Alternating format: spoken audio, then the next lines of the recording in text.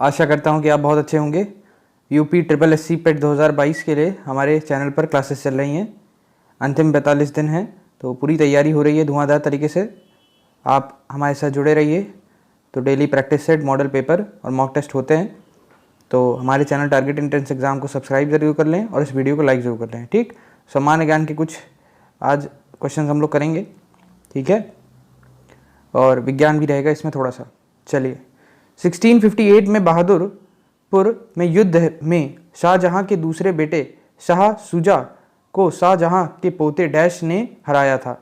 मुराद बख्श, सुलेमान, शिकोह, आलम शाह, बहादुर शाह। बताइए, बहादुरपुर के युद्ध में शाहजहां के दूसरे बेटे शाह शुजा को शाहजहां के पोते डैश ने हराया था। किसने हराया था? क्या उत्तर लगा रहे हैं आप? तो उत्तर क्या है आपका? सुलेमान, शिकोह। तो जो आपके शाहजहां के 4 बेटे थे, दारा, औरंगजेब, शाह शुजा और मुराद, ठीक है, मैं बहादुरपुर के युद्ध में शाहजहां के दूसरे बेटे शाह शुजा के द्वारा के पुत्र सलमान शिकोह ने पराजित किया था, ये ध्यान रखिएगा। हिंदू पौराणिक कथाओं के अनुसार महाकाव्य रामायण में भगवान श्री राम अयोध्या के शासक थे जो डैश की राजधानी है। बताइए, कहाँ की राजधानी है वो? हस्तिनापुर, कुरु, कलिंग, कौशल। बताइए। हिंदू पौराणिक कथाओं के अनुसार महाकाव्य रामायण में भगवान श्री राम अयोध्या के शासक थे जो डैश की राजधानी थी। बताइए, राजधानी थी, किसकी राजधानी थी? हस्तिनापुर, कुरु, कलिंग, कौशल। इसका उत्तर क्या होगा आपका? डी ऑप्शन, कौशल होगा। हिंदू पौराणिक कथाओं के अनुसार महाकाव्य रामायण में भगवान श्री राम अयोध्या के शासक थे जो कौशल की राजधानी थी। ठीक है, चलिए आगे बढ़ते हैं। चंद्रगुप्त के पुत्र का नाम बताएं जिन्होंने 298 से 272 ईसा पूर्व के बीच शासन किया था और संपूर्ण भारत में साम्राज्य बढ़ाया था। बताइए। हर्षवर्धन, अनिरुद्ध, बिंदुसार, वसुदेव। बताइए, क्या नाम था चंद्रगुप्त के पुत्र का जिन्होंने शासन किया और भारत में साम्राज्य बढ़ाया था? हर्षवर्धन, अनिरुद्ध, बिंदुसार, वसुदेव। कमेंट बॉक्स में ज़रूर कमेंट करते रहिए, आपके कमेंट देखे जा रहे हैं। और वीडियो को लाइक और शेयर ज़रूर कर दीजिएगा, इससे हमें मोटिवेशन मिलता है कि हम अच्छा कंटेंट लाएं। हमारी क्लासेस रेगुलरली चलती रहती हैं, तो आप उसे ज़रूर देखते रहें, शेयर करते रहें, ये आपकी जिम्मेदारी है। साथ ही साथ अगर टेलीग्राम चैनल से या इंस्टाग्राम से नहीं ज्वाइन हुए हैं तो डिस्क्रिप्शन बॉक्स में लिंक दिया है, उससे भी ज्वाइन हो जाइएगा क्लास के बाद। चलिए, तो इसका उत्तर क्या होगा आपका? सी, बिंदुसार। ठीक है, तो मौर्य सम्राट चंद्रगुप्त मौर्य के पुत्र उत्तराधिकारी बिंदुसार थे। बिंदुसार को अमित्रघात, सिंहसेन, अजातशत्रु, वरिसार भी कहा जाता है। बिंदुसार महान मौर्य सम्राट अशोक के पिता थे। बिंदुसार को पिता का पुत्र और पुत्र का पिता नाम से जाना जाता है क्योंकि वह प्रसिद्ध व पराक्रमी शासक चंद्रगुप्त मौर्य के पुत्र महान राजा अशोक के पिता थे। तो मतलब इनके फैमिली में ही काफ़ी शौर्य था। ठीक, चलिए आगे बढ़ते हैं। मुगल सम्राट जहांगीर ने डैश में शालीमार बाग का निर्माण किया। दिल्ली, बलूचिस्तान, अवध, कश्मीर। मुगल सम्राट जहांगीर ने डैश में शालीमार बाग का निर्माण किया। क्या उत्तर लगा रहे हैं? दिल्ली, बलूचिस्तान, अवध की कश्मीर? तो उत्तर क्या होगा आपका? कश्मीर। जम्मू कश्मीर में शालीमार बाग का निर्माण मुगल सम्राट जहांगीर ने किया था या उन्होंने अपने प्रिय पत्नी मेहरुनिस्सा के लिए बनवाया था। ध्यान रखिएगा, जिन्हें नूरजहां की उपाधि दी गई है। चलिए आगे बढ़ते हैं अपने 5वें प्रश्न पर। वैदिक सभ्यता डैश नदी के तट पर विकसित हुई? गोदावरी, कावेरी, कृष्णा, सरस्वती। तो वैदिक जो सभ्यता थी वो किस नदी के तट पर, किनारे पर आपकी विकसित हुई, डेवलप्ड हुई? गोदावरी, कावेरी, कृष्णा, सरस्वती। 5 सेकंड है आपके पास, कमेंट बॉक्स में कमेंट करिए, देखा जा रहा है। चलिए, बहुत बढ़िया, करते रहिए अच्छे से कमेंट। जी, क्या उत्तर लगा रहे हैं? क्या गोदावरी लगा रहे हैं? तो बिल्कुल नहीं, गोदावरी इसका उत्तर नहीं है। क्या कावेरी है? नहीं। तो उत्तर क्या है फिर आपका? सरस्वती उत्तर है। ठीक है, तो वैदिक सभ्यता सरस्वती नदी के तट पर विकसित हुई थी। सिंधु घाटी सभ्यता के बाद जो नई सभ्यता विकसित हुई वह वैदिक सभ्यता थी। वैदिक सभ्यता सिंधु घाटी सभ्यता के विपरीत एक ग्रामीण सभ्यता थी। इस काल की जानकारी हमें वेदों से मिलती है, इस कारण इसका नाम वैदिक सभ्यता पड़ा है। चलिए आगे बढ़ते हैं। गदर आंदोलन के नेता कौन थे? गदर आंदोलन के नेता कौन थे? हरदयाल, भगत सिंह, मैडम कामा, श्यामाजी कृष्ण वर्मा। उत्तर बताइए सोच समझकर। गदर आंदोलन के नेता कौन थे? हरदयाल, भगत सिंह, मैडम कामा, श्यामजी कृष्ण वर्मा। तो उत्तर क्या होगा आपका? हरदयाल। ठीक है, तो गदर आंदोलन भारत की आज़ादी के लिए ब्रिटिश साम्राज्य के विरुद्ध किए गए आंदोलनों में से एक था। लाला हरदयाल, बाबा हरनाम सिंह, बाबा सोहन सिंह भकना और गुरदीप सिंह आदि इस आंदोलन से जुड़े हुए थे। गदर आंदोलन सैन फ्रांसिस्को, अमेरिका में गदर पार्टी के सदस्यों द्वारा 1913 में किया गया था। चलिए आगे बढ़ते हैं। 1927 में महाराष्ट्र में महाड़ सत्याग्रह किसने आरंभ किया था? महात्मा गांधी, सरदार वल्लभ भाई पटेल, डॉक्टर भीम राव अम्बेडकर, ज्योतिबा फुले। बताइए महाड़ सत्याग्रह किसने चालू किया था, किसने आपका आरंभ किया था? उसका उत्तर क्या लगा रहे हैं बताइए। तो गांधी जी लगा रहे हैं, तो नहीं, गांधी जी ये इन्होंने नहीं चालू किया था और ना ही आपका सरदार वल्लभ भाई पटेल ने चालू किया था। तो उत्तर क्या होगा इसका? डॉक्टर भीमराव अंबेडकर। ठीक है, तो महाड़ सत्याग्रह भीमराव अंबेडकर की अगुवाई में 20 मार्च 1927 को महाराष्ट्र के रायगढ़ जिले के महाड़ स्थान पर दलितों को सार्वजनिक चवदार तालाब से पानी पीने के अधिकार के लिए किया गया था। सवर्ण हिंदू यहाँ के तालाब से दलितों को पानी पीने नहीं दे रहे थे, जिसके कारण वह आंदोलन किया गया था। चलिए, जवाहरलाल नेहरू के नेतृत्व में मुस्लिम लीग अंतरिम सरकार में कब सम्मिलित हुई? बताइए। जवाहरलाल नेहरू के नेतृत्व में मुस्लिम लीग अंतरिम सरकार में सम्मिलित हुई, कब सम्मिलित हुई? तो आपको चारों ऑप्शन दिए हैं, उनमें से बताइए। 1900 आपका 2 सितंबर, 14 सितंबर, 24 अक्टूबर और 14 नवंबर। साल सब में एक है, तो इसलिए साल को कंसिडर हमको करना ही नहीं है, हमें सोच समझ के उत्तर लगाना है। अब ये ध्यान रखिएगा कि सारा तो जो आपका रहा है सिस्टम वो अगस्त के बाद ही रहा है। तो अगस्त के बाद सारे महीने भी दिए गए हैं, 2 सितंबर, 14 सितंबर, अक्टूबर, नवंबर वाला। तो यहाँ एलिमिनेशन मेथड थोड़ा कम यूज़ होगा, इसमें एग्जैक्ट डेट मालूम हो तभी लगाएं। तुक्का हर जगह नहीं भिड़ाया जाता। अगर चारों ऑप्शन में आपको नहीं आते हैं, आपने तब तुक्का भिड़ाया, तो इट इज़ कॉल्ड एज मतलब कैसा तुक्का है ये, थोड़ा सा मतलब आपने ज़्यादा रिस्क लिया है। अगर आपको 4 में से 2 आते हैं, मतलब 2 आपको ऑप्शन में है कि 2 आपने काट दिए कि भैया ये तो नहीं होंगे, फिर आपके पास 2 बचे, तब तुक्का लगाएंगे तो उसकी प्रोबेबिलिटी हाई होगी कि आपका सही हो। ठीक है, सोच समझ कर ही तुक्का भिड़ाया करें। इसका उत्तर क्या होगा आपका? जो भारत की अंतरिम सरकार 2 सितंबर 1996 में बनाई गई थी, इसका निर्माण नवनिर्वाचित भारतीय संविधान सभा से हुआ। इसमें कांग्रेस द्वारा नामित 3 मुस्लिम सदस्यों सहित कुल 12 सदस्य शामिल थे। मुस्लिम लीग 24 अक्टूबर 1996 में इस सरकार में शामिल हुई। तो उत्तर क्या होगा आपका? 24 अक्टूबर। ठीक, चलिए। 1947 में लॉर्ड माउंटबेटन द्वारा घोषित भारत और पाकिस्तान के लिए सीमा आयोग के अध्यक्ष कौन थे? Lord Curzon, Lord Wavell, Clement Attlee, Cyril Radcliffe. बताइए इसका उत्तर क्या होगा? क्या बोल रहे हैं कि 1947 में लॉर्ड माउंटबेटन द्वारा घोषित भारत और पाकिस्तान के लिए सीमा आयोग के अध्यक्ष कौन थे? मतलब जो सीमा बनाने हुए थे कि इतना पार्ट पाकिस्तान को जाएगा, इतना भारत को जाएगा, ये किस मतलब इसकी जो कमेटी थी, इसके अध्यक्ष कौन बने थे, गए थे? इनमें से ऑप्शन आपके सामने है, 2 लॉर्ड हैं और एक हैं आपके एटली और रेडक्लिफ। अच्छा प्रश्न है ये, ठीक है, कई कंपटीशन में बार बार आता रहता है, तो इसका उत्तर आपको पता होना चाहिए। इसका उत्तर क्या है? Cyril Radcliffe. ठीक है, तो रेडक्लिफ रेखा 17 अगस्त 1947 को भारत विभाजन के बाद भारत और पाकिस्तान सीमा रेखा बनी। सर सिरिल रेडक्लिफ की अध्यक्षता में सीमा आयोग द्वारा रेखा का निर्माण किया गया। ठीक, चलिए आगे बढ़ते हैं 10वें प्रश्न पर। कौन से राष्ट्रीय नेता हैं जिन्होंने वर्ष 1983 के कन्याकुमारी से लेकर दिल्ली के राजघाट तक पदयात्रा नामक मैराथन दूरी पैदल तय की थी? इस यात्रा का उद्देश्य भारतीय जनता के साथ संबंध की नवीनीकृत करना था। कौन थे ऐसे? वो कौन से नेता थे? 1900 अभी कन्याकुमारी से दिल्ली तक गए थे भाई साहब, बड़ा लंबा चले। ठीक है, तो बताइए कौन है? कन्याकुमारी आप जानते हैं। जैसे आपको देखिए एक चीज़ तो ध्यान रखिएगा, आप चाहे किसी तरह का भी पेपर दें तो आपको भारत का मैप का एक रफ आइडिया होना चाहिए कि इस तरह रहता है सिस्टम। ठीक है, एक रफ सिस्टम आपको होना चाहिए कि भाई जो ये एक मुकुट जैसा अपने इस तरह का है, फिर इधर है, फिर इधर है, फिर इधर है, फिर ऐसे पार्ट है। तो इसको थोड़ा सा आप ध्यान रखेंगे, अपने उसमें थोड़ा दिमाग बनाएं। इस पर तो बन नहीं रहा, लेकिन हाँ पेन पेंसिल से आप ज़रूर अपने बार बार बनाया करें, जिससे आपको एक रफ आइडिया रहे। किसी भी प्रकार के डिस्क्रिप्टिव एग्जाम में भी आप जाते हैं, जैसे मेंस वेंस होता है किसी एग्जाम्स में, तो वहाँ आपको अगर आपने डायग्राम बना दिया तो वहाँ आदमी एकदम मज़ा आ जाएगा। तो बताइए कौन थे जिन्होंने क्या किया, बहुत अच्छा काम किया कि कन्याकुमारी से दिल्ली के राजघाट तक पदयात्रा की और मैराथन दूरी पैदल की। तो ये कौन थे? Chandrashekhar, Lal Krishna Advani, Ramvilas Paswan, VP Singh.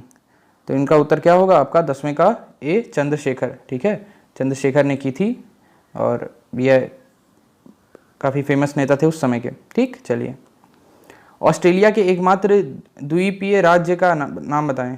Capri, Ibiza, Tasmania, Royce. तो ऑस्ट्रेलिया आपको पता है कंट्री भी लोग मानते हैं, लेकिन ध्यान रखिएगा वो एक कॉन्टिनेंट है। तो कॉन्टिनेंट के अंदर बहुत छोटी छोटी कंट्रियाँ आती हैं। मेन कंट्री न्यूजीलैंड और ऑस्ट्रेलिया आप जानते ही होंगे, साथ साथ और भी छोटी छोटी कंट्रियाँ हैं। तो इसमें से पूछा जा रहा है कि एकमात्र द्वीप राज्य का नाम बताइए। द्वीप राज्य, अच्छा उनका राज्य कौन सा द्वीप है? ठीक है, द्वीप राज्य कौन सा है? 11वें का आंसर क्या होगा आपका? तस्मानिया। ठीक है, तस्मानिया। तस्मानिया ऑस्ट्रेलिया का एकमात्र द्वीप राज्य है। इसकी राजधानी होबार्ट नगर है और ऑस्ट्रेलिया की राजधानी क्या है? कैनबेरा। चलिए आगे बढ़ते हैं। निम्नलिखित में कौन सा शहर गोदावरी नदी के किनारे स्थित नहीं है? नहीं पे बहुत ध्यान दीजिएगा, तुक्का मतलब सोच समझ के ही लगाया करें जब इस तरह का हो नहीं। ठीक है, तो बताइए नासिक, नवसारी, नांदेड़, निजामाबाद। निम्नलिखित में कौन सा शहर गोदावरी नदी में नहीं? गोदावरी आपको पता है साउथ में है, ठीक है, जैसे गंगा यहाँ, तो वहाँ वो। तो अब बताइए कि वहाँ से कौन सा शहर नहीं है? नासिक, नवसारी, नांदेड़, निजामाबाद। क्या उत्तर होगा? सोच समझ कर उत्तर दें। इसका उत्तर क्या है आपका? उत्तर एकदम सरल है, उत्तर है आपका बी, नवसारी। ठीक है, नवसारी भारत के गुजरात राज्य का एक नगर है, या सूरत के समीप है और कभी कभी उसका जुड़वा शहर भी कहा जाता है। ठीक है, यह शहर गोदावरी नदी के तट पर स्थित नगर नहीं है। चलिए, अंडमान और निकोबार द्वीप समूह का स्थित इंदिरा पॉइंट निम्नलिखित देशों में से किसके निकटतम है? Bangladesh, Malaysia, Indonesia, Nepal. अंडमान और निकोबार द्वीप समूह पर स्थित इंदिरा पॉइंट निम्नलिखित देश में से किसके निकटतम है? Bangladesh, Malaysia, Indonesia, Nepal.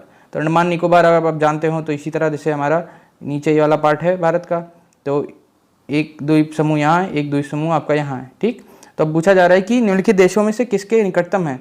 अब बांग्लादेश आप जानते हैं इधर है अपने, ठीक, और जो मलेशिया है वो थोड़ा सा नीचे है, नेपाल भी ऊपर है, तो इंडोनेशिया उस साइड है। तो अब इसमें एलिमिनेशन मेथड लगेगा। ठीक है, नेपाल तो मतलब हमारे उस पर ही नहीं, हो तो लैंड में बाउंडेड है, लैंड बाउंडेड कंट्री। बांग्लादेश का पास है आपका तटीय, मलेशिया भी है और इंडोनेशिया भी है। ठीक, तो इसमें उत्तर लगाइए। अब देखिए बहुत अच्छा प्रश्न है ये, सोच समझ के।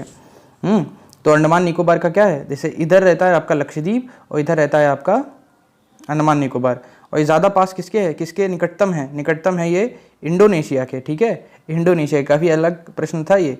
अंडमान और निकोबार क्षेत्रफल के आधार पर भारत का सबसे बड़ा केंद्र शासित राज्य है। इसकी स्थिति बंगाल की खाड़ी में है। यह आपका छोटे छोटे द्वीपों से बना हुआ है, 600 लगभग। इसकी राजधानी पोर्ट ब्लेयर है और इसका निकटतम देशों में इंडोनेशिया है, ये ध्यान रखिएगा। चलिए आगे बढ़ते हैं। भारत में निम्नलिखित में से कौन सा शहर कर्क रेखा से सबसे दूर है? गांधीनगर, रांची, अगरतला और भुवनेश्वर। सोच समझ कर बताएं। देखिए, ज्योग्राफी वाले जो प्रश्न आते हैं उनमें थोड़ा आपकी इमेजिनेशन, काल्पनिक शक्ति बहुत अच्छी होनी चाहिए। आपको पता हो कर्क रेखा किधर से जा रही है, कहाँ से नहीं जा रही है, इससे आपको बहुत ही आसानी से प्रश्न आएंगे, धीरे धीरे आएंगे। ठीक है, तो कर्क रेखा क्या जो भारत के मध्य से होकर गुजरती है। ठीक है, यह भारत के 8 राज्यों गुजरात, राजस्थान, मध्य प्रदेश, छत्तीसगढ़, झारखंड, पश्चिम बंगाल, त्रिपुरा, मिजोरम से होकर गुजरती है। गांधीनगर, रांची, अगरतला, भुवनेश्वर राज्यों की राजधानियों में से भुवनेश्वर कर्क रेखा से सबसे दूर स्थित है। तो इसका उत्तर क्या होगा आपका? भुवनेश्वर। ठीक है, उड़ीसा का कैपिटल। एशिया के निम्न देशों में से कौन सा देश तेल पेट्रोलियम का सबसे बड़ा उत्पादक देश है? एशिया के निम्न देशों में कौन सा सबसे बड़ा, बताइए। यमन, इराक, ईरान, सऊदी अरब।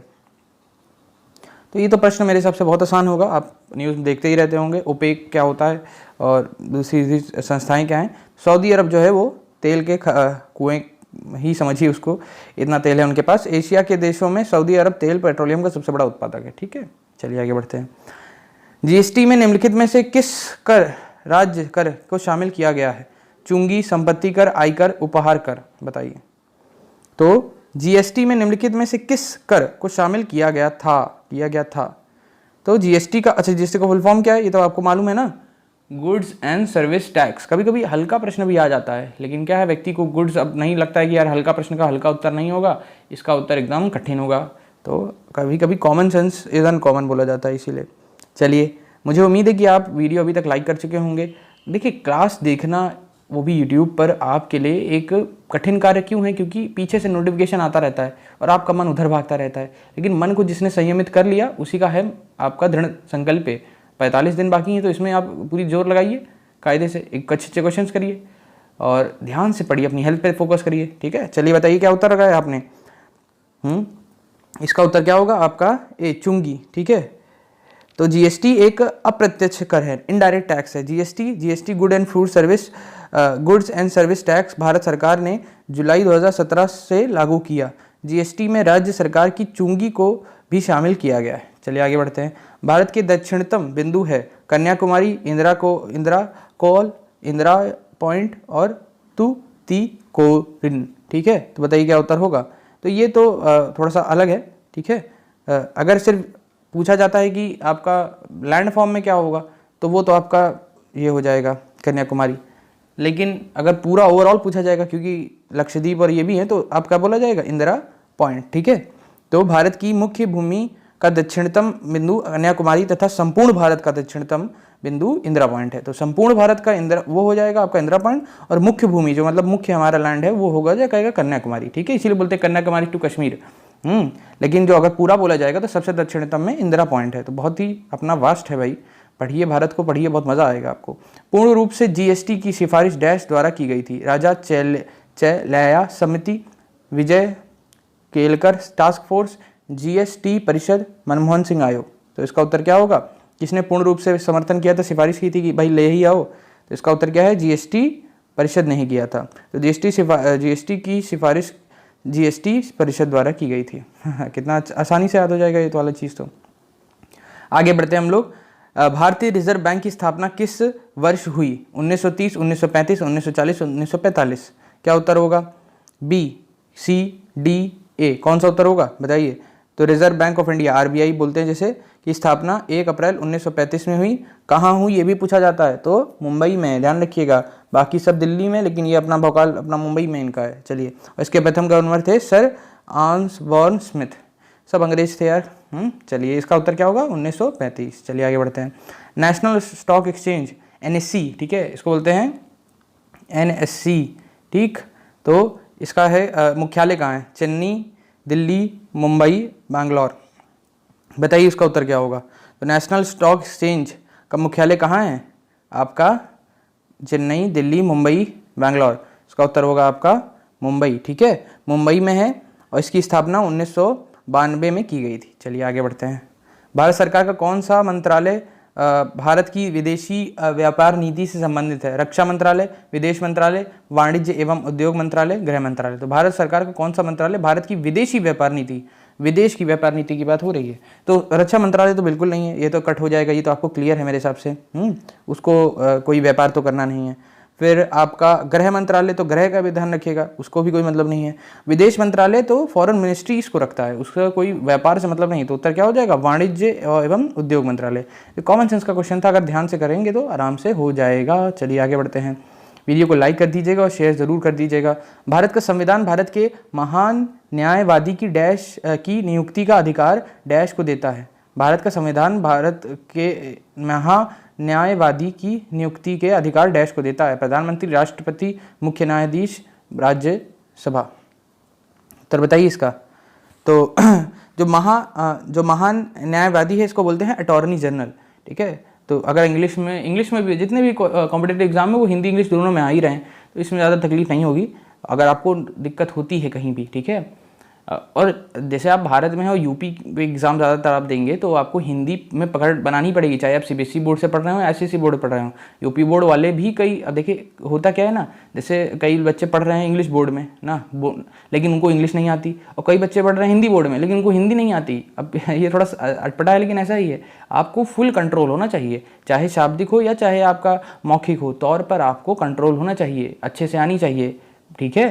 तो इंग्लिश, और आप यूपी के हैं तो आपको हिंदी इंग्लिश दोनों में कंट्रोल बनाना पड़ेगा। अगर जिसकी हिंदी कमज़ोर है तो उसको हिंदी पे काम करना है, और आप अगर हिंदी मीडियम से भी हैं तब भी आप ये पहले मान लें कि शायद थोड़ी हिंदी कमज़ोर हो सकती है किसी ना किसी क्षेत्र में। और आप अंग्रेजी माध्यम से, तो ध्यान रखिए अंग्रेजी भी आपकी ठीक ठीक रहे ना। वो तो हम भी जानते हैं कि कितना अंग्रेजी माध्यम में पढ़ाई जाती है अंग्रेजी, ठीक है। तो कोशिश करिए कि दो भाषा जो होती हैं उससे ब्रेन भी आपका डेवलप होता है। जब आप बाइलिंगुअल होते हैं, दो भाषीय आप बोलते हैं, तो आपका काफ़ी ब्रेन का डेवलपमेंट होता है। लेकिन आप बस नाम के हैं कि यार हाँ हम हिंदी भी बोल लेते हैं, अंग्रेजी भी बोल लेते हैं, बट प्रॉपर तरीके से बोलिए, ठीक है। चलिए, तो भारत का संविधान भारत के कौन बताते हैं? अटॉर्नी जनरल, सरकार का मुख्य कानूनी सलाहकार तथा भारतीय उच्चतम न्यायालय में सरकार का मुख्य वकील होता है। भारत के महान्यायवादी की नियुक्ति भारत के कौन करते हैं? वही एक व्यक्ति जो सबके पावर है, राष्ट्रपति करते हैं, ठीक है। चलिए, भारत का मूल रूप संविधान डैश द्वारा हाथ से लिखा गया था, बताइए।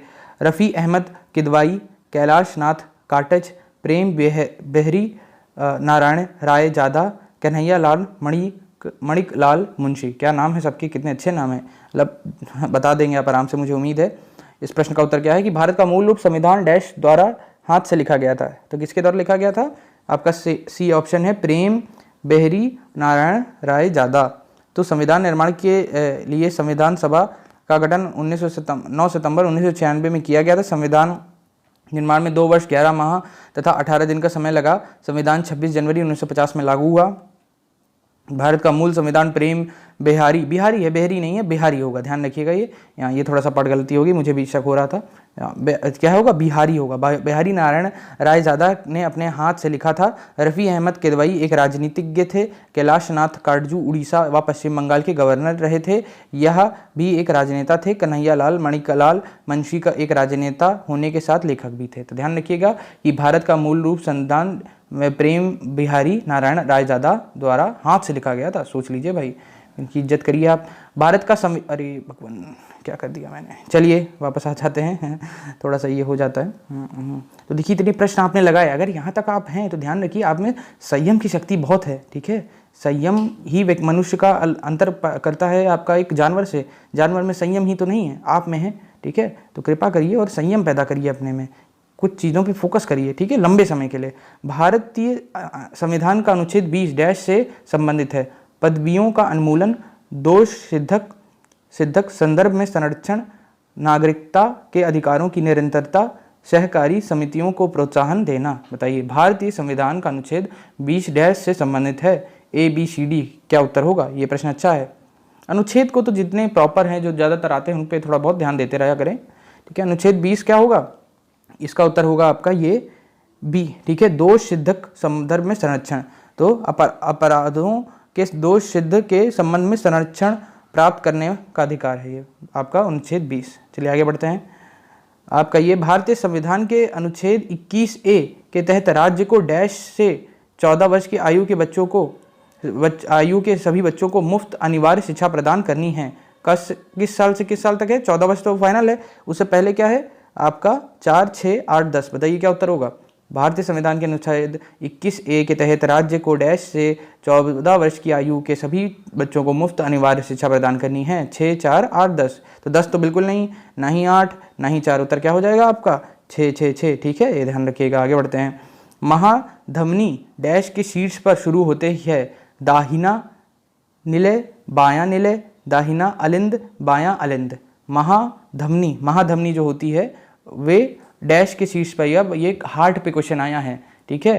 तो 4 चैम्बर होते हैं, उसमें से जो महाधमनी होती है तो वो कहाँ से आपकी शुरू होती है? तो दाहिना निलय, बायां निलय, दाहिना अलिंद, बायां अलिंद। तो इसका उत्तर क्या होगा आपका? D, बायां अलिंद।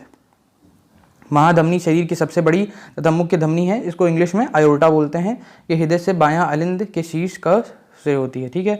गैल्वेनाइजेशन का मतलब इस्पात को डैश की पतली परत के साथ आवरण करना है। क्रोमियम, जस्ता, एल्युमिनियम, निकल। तो ये भी आसान है मेरे हिसाब से। गैल्वेनाइजेशन एक प्रोसेस होती है जिसमें मेटल के ऊपर एक दूसरे मेटल की परत लाई जाती है जिसके कारण उसमें क्या ना लगे, कोलिजन ना हुआ करे ना। तो ऐसा कौन सा मेटल लगाते हैं? क्रोमियम लगाते हैं, एल्युमिनियम लगाते हैं, निकल लगाते हैं, जस्ता लगाते हैं। तो इसका उत्तर क्या होगा आपका? जस्ता। जस्ता मतलब क्या होता है? Zn, ठीक है, Zn, जिंक जिसे बोलते हैं आप लोग। ठीक, तो हमने क्वेश्चंस कर लिए हैं। मुझे उम्मीद है आपको क्लास पसंद आई होगी। आपकी अब जिम्मेदारी इतनी है कि वीडियो को लाइक कर दीजिए। अभी चैनल को सब्सक्राइब नहीं किया तो चैनल को सब्सक्राइब करिए, वीडियो को लिंक कॉपी करके शेयर ज़रूर कर दीजिएगा। Thank you, bye bye.